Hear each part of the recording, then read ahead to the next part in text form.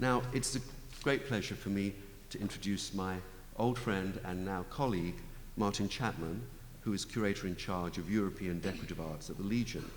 Martin's work here has been prolific and distinguished. He has organized several exhibitions for the fine arts museums: masterpieces of French jewelry, Marie Antoinette and the Petit Trianon, artistic luxury, Fabergé, Tiffany Lalique. Most recently, and perhaps most memorably, Royal Treasures from the Louvre in 2012, and because he's in a way a Renaissance man with an interest in jewelry, the wonderful Bulgari exhibition that we had at the Legion, at the De Young, that closed in February. He's a widely published author, and he has also a following as a TV presence on, he's appeared on such programs as Jewels of the Habsburgs, and I'm sure the Salon is going to resuscitate his career on screen. Please welcome Martin.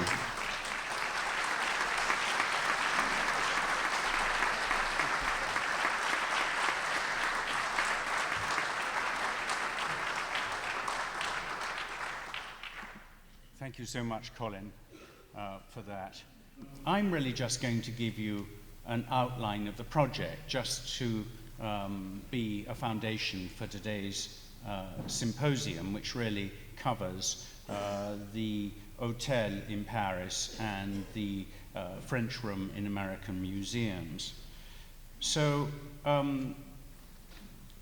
the effort really grew out of a simple observation that the Legion possess one of the truly outstanding French neoclassical boiseries, but it had somehow been lost its way, might be a way of describing it, due to it being moved several times, and it had suffered in these moves over the years, so it no longer had the sense of proportion it was originally born with, nor its feeling that it was truly a salon.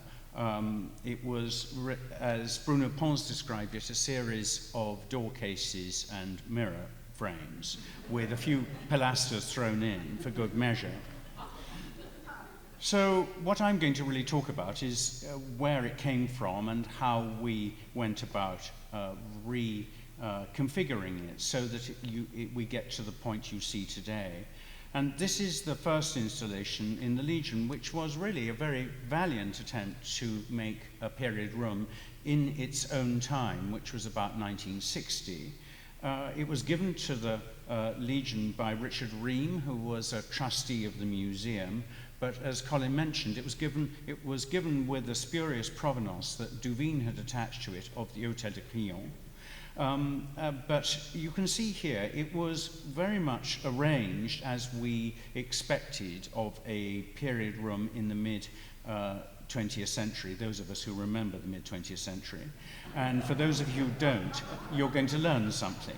And so this is the way very much that period rooms functioned, which was to be the background to the museum's fine collection of furniture and decorative arts. And these are wonderful tools for learning about the whole culture in one gulp. So what you see here are some marvelous objects: the commode by Carlin on the right-hand side, lacquer-mounted commode. In the rooms, a desk, some chairs, little tables, all really pulled together from the period to represent different aspects of furniture making and decorative arts of the period. But this isn't really how these rooms functioned in the 18th century, and that is the background to the part of the reinstallation you see today. So the room had been installed really quite briefly in Hillsborough, in a beautiful house called La Dolphine that's still there today, somewhat diminished by the the parcel being divided up with a lot of houses very, very close to it. But this was only installed in 1955 as a ballroom in that house, and then it had a very short life in that house. So short we have no photographs of it there, unless anyone here has got any views of our room as it was in Dolphine. I'd be most interested. When it was installed in 1960, around 1960, it had come with that provenance of the Hôtel de Salm, but it was Professor Winfield Wellington of Berkeley who did the research and found that it came from the less well-known but truer provenance of the Hôtel du Mière on the Rue de Lille. And this is a photograph of the Salon as it was there just before the house was demolished in 1905. And he reconfigured the room at the Legion very much to represent that installation, and he recreated, I think very bravely, the cornice or the whole entablature that you see in this slide for the Legion's installation in 1962. And he also had to invent windows, and this in fact created some serious problems, which I hope we have now resolved. And this is his drawing, which has survived in Berkeley for the window wall of the Salon, and you can see that the windows are somewhat stretched in proportions, and I'll come back to that a bit later, in order to fit the floor plan, which he had correctly identified as being about 31 feet square when it was installed at the Hôtel du Mière between 1879 and 1905. And this is what happened in the next installation at the Legion of 1995, which was that rather than a period room that had rather lost its appeal, particularly for museum directors and curators in the late 20th century, it was shown as what was euphemistically called a paneled environment. And that's what you can see here. It was moved to a different space in the museum, and the finest examples of the French furniture were herded together here as a sort of study collection with the boiserie behind it. Perfectly fine in its own terms, but perhaps not the most appealing display in the end, and even less appealing from my point of view was these wall cases or vitrines, which were fine. I mean, you could see the marvelous mounted porcelain collection there, but perhaps not very kind to the room itself. So we needed to go back to the research. In order to do anything, we needed to base everything on research, and what we knew then was that the boiserie came from the Hôtel du Mière. And when I started looking into this is where we came across the first hiccup. And that was that if you look closely here at the plan from Blondel, you'll see that there are 3 windows rather than 2 that we've just been looking at. And that's what I meant about Professor Winfield Wellington getting into some difficulties, because he had to stretch the proportions of the windows in order to make up the floor plan of the room as he thought it was the original floor plan of the room. However, some indications had been given by Bruno Pons in a series of publications in the 1980s that started to question whether this boiserie that he called by that point, as I mentioned earlier, just a series of mirrors, door cases, and pilasters, had come from another origin.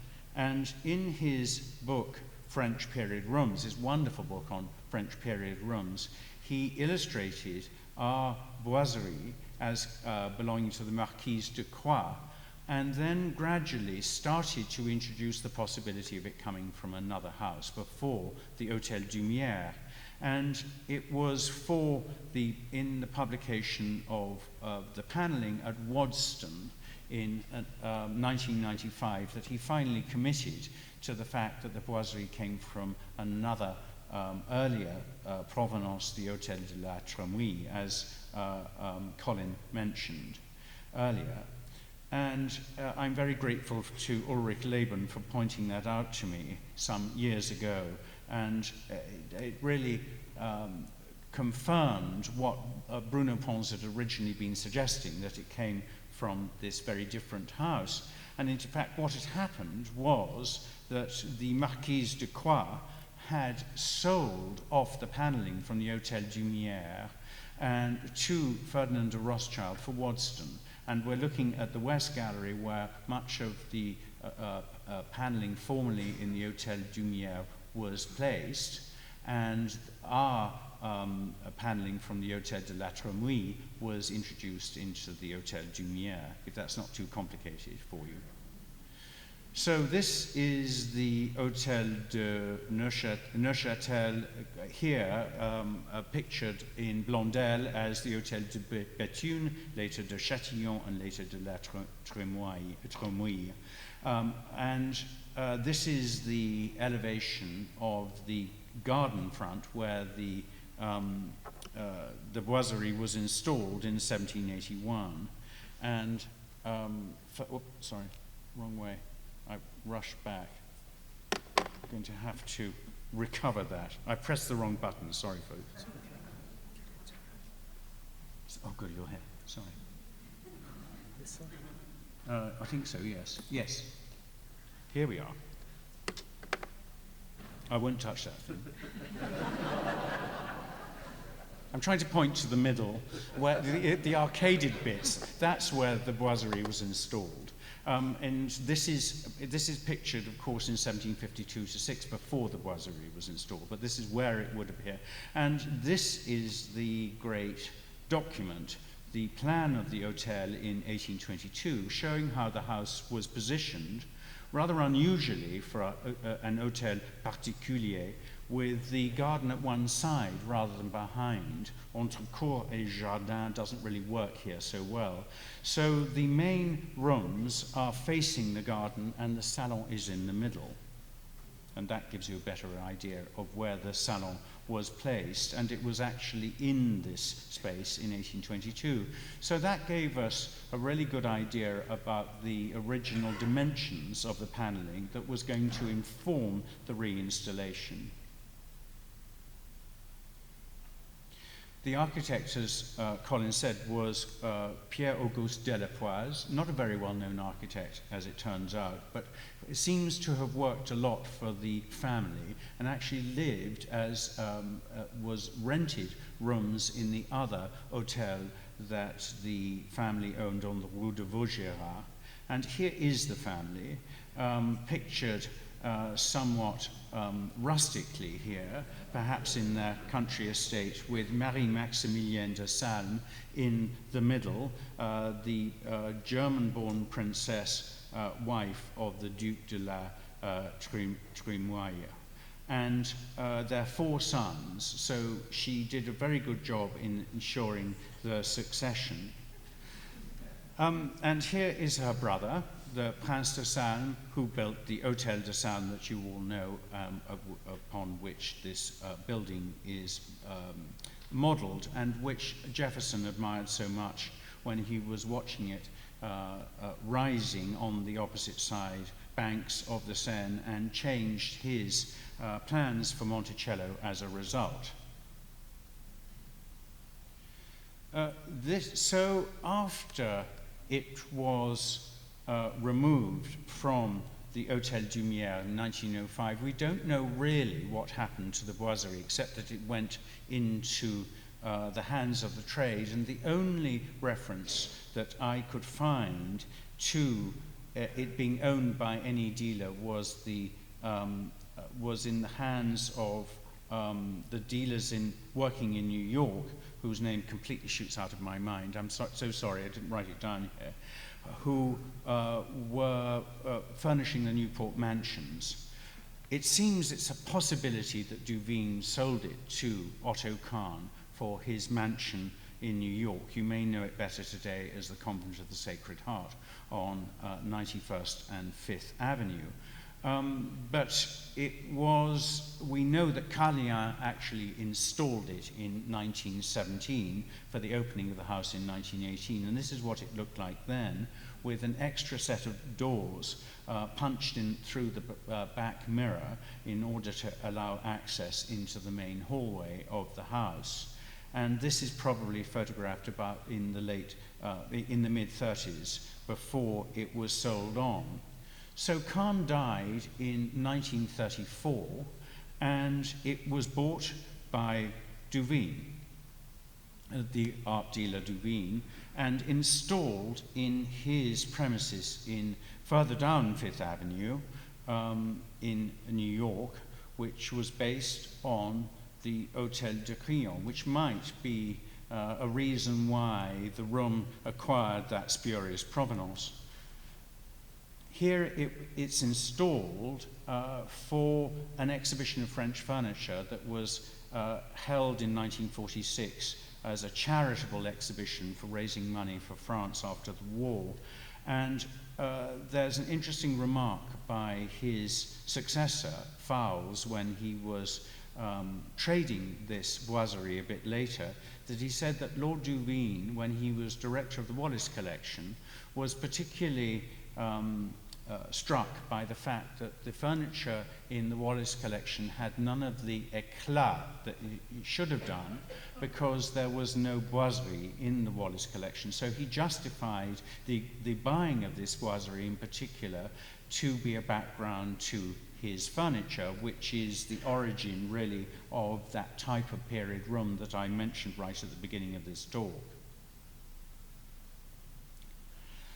And here are two traditional period room interpretations, that at the Louvre on the left-hand side of the Hôtel de Louis Chevreuse. As it was, this is just about to be reopened to the public as a bedroom. And the reason I show you this is because it's a very similar style of boiserie with arcaded mirrors and very grand pilasters. But it also shows a rather now out-of-date way of displaying furniture where it's just herded behind the barrier for you to look at.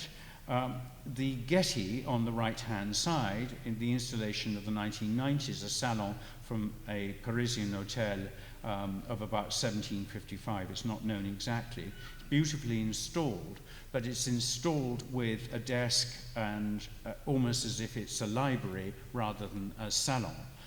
So I felt that it was important for us to see if we could go a bit further in our research and take a cue, particularly from what Verlet had said in the 1960s and Bruno Pons in French period rooms, that these salons were furnished essentially with rows of armchairs and side chairs. And this is a beautiful drawing of the Hôtel Grimont de la Reynière of this is actually 1782, but the house was installed in 1780 with a serried rank of armchairs and sofas engaged with the paneling.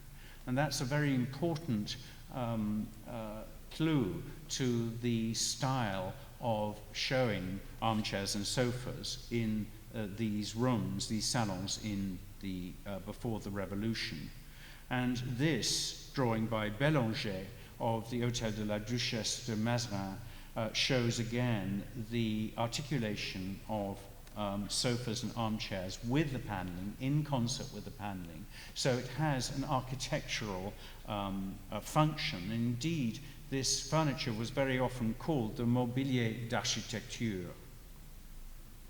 So for us, we needed to start rethinking how this room could be reinstated with the missing elements. There was no parquet floor, as you can see on the left-hand side, just the paneling had been installed on the institutional parquet.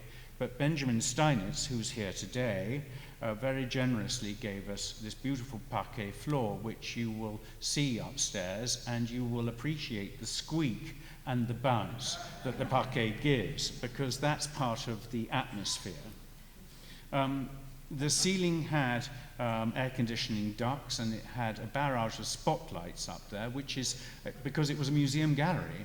And this we have been able to reconfigure with the services of Andrew Skurman, a coved ceiling with a rosette in the center. And so gradually we've reinstated as many of the elements as we can that really make this room into an architectural entity. I think lighting is one of the most difficult aspects of any museum, whether it's a period room or a museum gallery. A museum is not worth its salt unless it has really good lighting. And on the left-hand side, you can see the Norfolk House Music Room at the V&A, which is being beautifully lit. These are two period rooms, and because that's what we're talking about, by using the original sconces. And they were very nervous about doing this because they felt they wouldn't have enough light from the electric candles in the sconces, and they hid all kinds of fiber optic circuits in the cornice. But when it came to opening it, the white of the color on the paneling, the gilding and the mirrors was enough to give a reflection, this beautiful warm glow that this room has. And the Wrightsman galleries, which were redone in the 1990s and early 2000s, and we'll hear more about that later, was also beautifully relit by the firm of Auerbach Glazow French. And we can see that they reused the historical fixtures as the major sources of light. And we can see that here on the right-hand side. So we followed this idea, and our torchères by Lorta have been, which I'm afraid were flung across the room in the 1989 earthquake and were in pieces, but with the help of the Louvre, who own another set of these torchères, we were able to repair the gilt bronze branches and marble, and they are upstairs where you can admire them in the corners of the room. In the lighting also, we had the chandelier is essentially the machine for lighting the room with 3 light circuits in it, and we had extra wall lights copied from our own wall lights so that we could beef it up. Another aspect was the curtains, which we chose this design from the Cooper Hewitt that the Wrightsman galleries and Daniela Kissler-Grossheide had used for one of her rooms there, and it was the right period, and we wanted to ensure that we had as authentic curtains as possible. And so in our original scheme, which was, as Colin describes it, ducal crimson, we followed this idea, but in crimson. However, Xavier Bonnet in 2012 discovered the inventory after the death of the Duchesse in 1790, and this is a picture of the inventory that he discovered in the Archives Nationales, not in the family papers of the La Trémoille, but in a separate holdings of the Archives. And that told us something, as Colin mentioned earlier, very different, which was that the upholstery was in fact blue and white. And I'm showing you a detail of the Hôtel de Salm being built by the Duchess's brother just a few years later, which shows these very similar blue curtains. But it did mean that we had to figure out which blue we were going to go for, and I just rather groaned at this whole project because crimson has a very narrow color spectrum, and blue goes from pale blue to dark blue. I mean, it just goes right across so it's very, very difficult to determine that. But Xavier Bonnet was very, very helpful in finding a copy of a true example of a 1780s document of silk, which was very difficult to find, that you see him looking at here. And then also at the Musée de Tissu, we found this beautiful fabric, this blue that we used as the model. And on the right-hand side, you can see these are the trials by the silk firm Tassinari in Paris, with the document from the Musée de Tissu on the left, the Tassinari example, which we identified was a much later reweaving, and the design for us that was completed quite recently. And this is the result of the fabric being woven by Tassinari and the beautiful passementerie by de Clercq, all under the hand of Xavier Bonnet. And I think you'll agree it's very beautiful. So the next element was the console. We knew that the console tables were by Senet, and we knew more about these pieces of furniture than almost anything from the beginning of this project.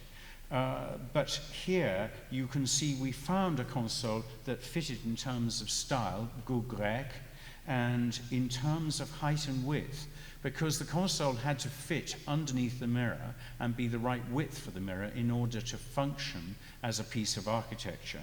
And this is a console we found on the market in Paris, and it's based, of course, on a design by Lalonde of about 1775.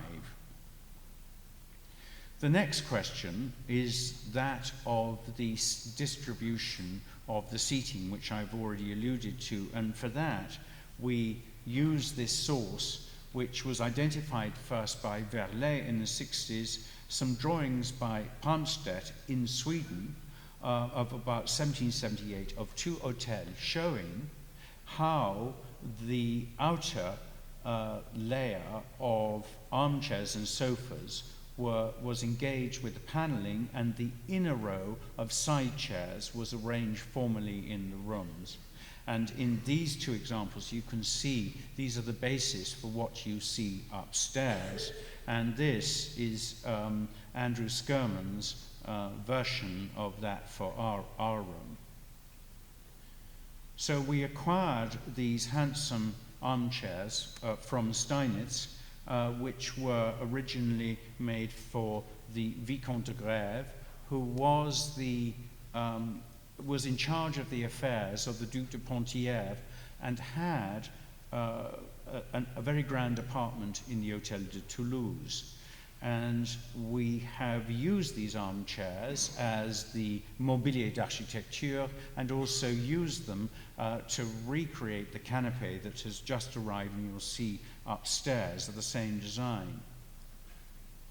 For the side chairs, or chaises courantes, we had four already in the collection that seemed to be suitable with this sort of horseshoe-shaped back. And this is what they look like now upholstered. And we found another set on the market in Paris, which were of the same model, by Jacob, and with an interesting provenance of the Earls of Rosebery. And they have formed the side chairs for the room, which make up now 10, which was roughly what is described in the inventory of 1790. That inventory also said that there were two bergères, or comfortable armchairs. And on the left you can see a bergère in our collection in storage that we decided to use for the bergère in the room by having them re-gilded and upholstered by Xavier Bonnet, and I'm very grateful to Jamie and Philip Bowles for paying for that particular procedure, because the bergère, as Alexandre Prader has stipulated in his essay in the book, were essential part of the whole social history of the room, because they are the command centers for the Duchess to operate from when she is receiving guests. This is a clock that we acquired by Le Pot, that we undid the movement and found that it was dated 1774 very conveniently for us. It's a beautiful clock, very similar to one which was supplied for the Comte d'Artois. This is a detail showing the very handsome gilt bronze with the heavy garland of laurel under the dial.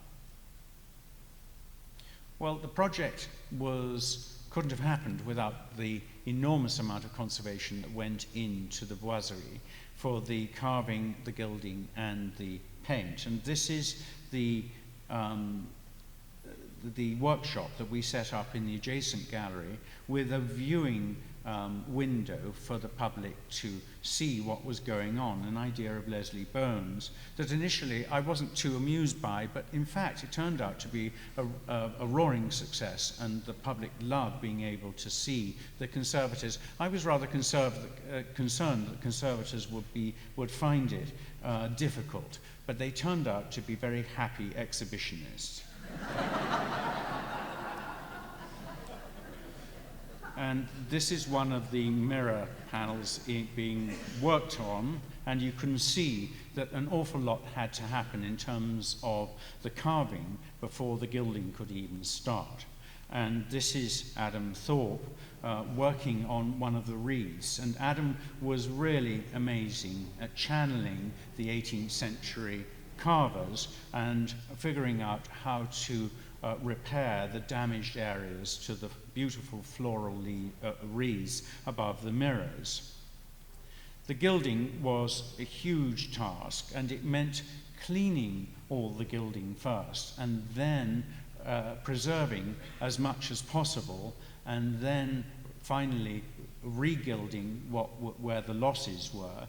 And under Natasha Morovich and Deborah Bigelow and Nancy Thorne and Danielle Boyardi, all of whom are here today, they really worked very hard to go over all the gilding in the room on the boiserie. And on the right-hand side, you can see the result of one of the pedestals after it's had conservation treatment. And here, a few familiar faces looking at one of the problems of the lintels above the door, and on the right-hand side you can see the stages of gilding being applied. So the paint color was a problem. Before we had the inventory, we had imagined that we were going to be doing cream. Our first attempts at doing analysis of the paint told us it was cream, but in fact we were wrong, because that turned out to be the gesso layer under the paint. What used to be there was grey-green, and we needed to rethink that. And so, from a more considered attempt at sampling the paint, we found, or Leslie Bone found, and you can just about see it here if you work from the bottom upwards. We've got the bowl, the orange bowl, and the gesso, and above that you can see several layers of light grey. And it's the light grey that we were therefore constrained to do, which I found rather hard. To convince myself that this was going to look good.